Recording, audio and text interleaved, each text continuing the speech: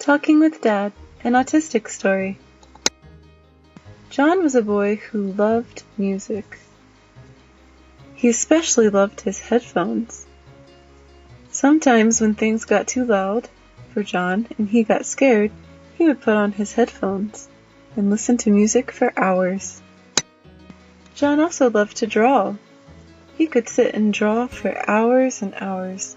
He liked to draw things like spiders and frogs and superheroes.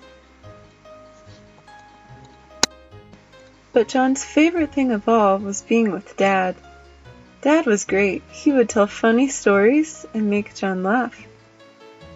Sometimes, when Dad was talking to John wouldn't look at Dad. John would be listening, but he would turn his body away. Sometimes, when Dad was talking to John, he would tell John to look at him. So John would turn his eyes toward Dad, but his head would still be turned away. Sometimes his body was still turned away. Sometimes, when Dad was talking to John, he would take his arms and take his face and try to turn them towards him so that Dad could see John face to face and his eyes could look in John's eyes. Sometimes this would make John mad and he would scream and cry, and Dad would get frustrated. Then John didn't feel so happy anymore. One day after playing baseball, Dad sat down with John and he talked to him about how they could communicate better. "What's communicating?" said John. Dad said, "Communicating is the way that you know someone is listening to you and they know that you are listening to them." "How can I do that?" said John. "Well," said Dad, "the first thing you can do is give someone your full attention. That means if you're doing something, you stop what you're doing and you focus on the person who's talking to you. If you're listening to your headphones, you'll take your headphones off. If you're drawing, you'll put down your pencil and look at the person who's talking to you."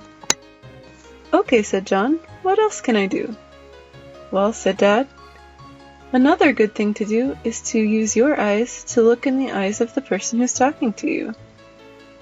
You can also show them that you're interested in what they're saying by using your mouth to smile at them." "The last thing you can do," said Dad, "is to turn your body towards the person who's talking to you.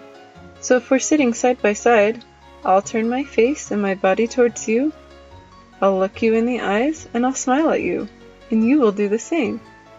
You will turn your body towards me, your face towards me, look me in the eyes, and smile.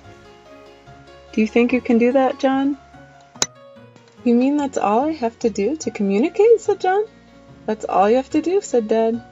"Do you think you can do that, John?" "Sure," said John. He loved being with Dad. Dad was the best.